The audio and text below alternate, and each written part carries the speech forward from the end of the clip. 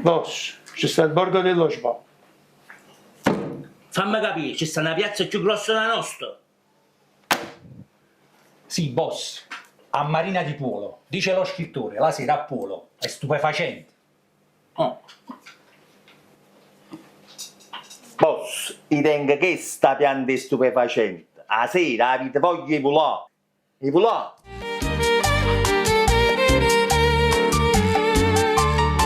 Voglio, dobbiamo trovare quest'autore. Avete capito? È un uomo pericoloso. Guarda cosa ha scritto. Alla fine, a Polo, prima ti cattura e poi non ti lascia più. Oh, portatemi il capo. Avete capito? Sì, boss, dobbiamo far disputare la formula dello sballo che dice nel libro.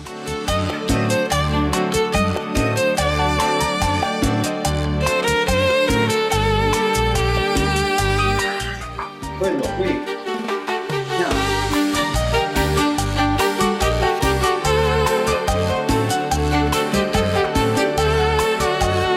E chi stai? E chi sta? Aspettate. Andiamo molto.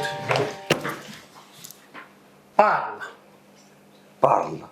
Cresto sballa, parla. Scusate, non so se, forse avete capito male. Io nel libro parlavo di un posto bellissimo, meraviglioso, stupefacente. Era vicino Sorrento. Ah. Siete di stronzo. Ma chi stiamo sputa sempre a faccia? Guarda mamma, è venuto e fa sti stronzate.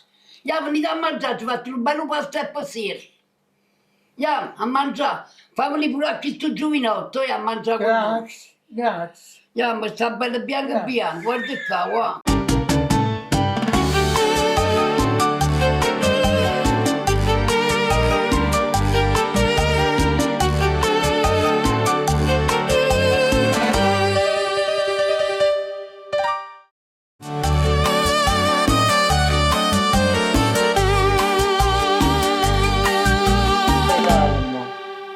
Non fa buona marinai. E un cuore intatto raramente scalda.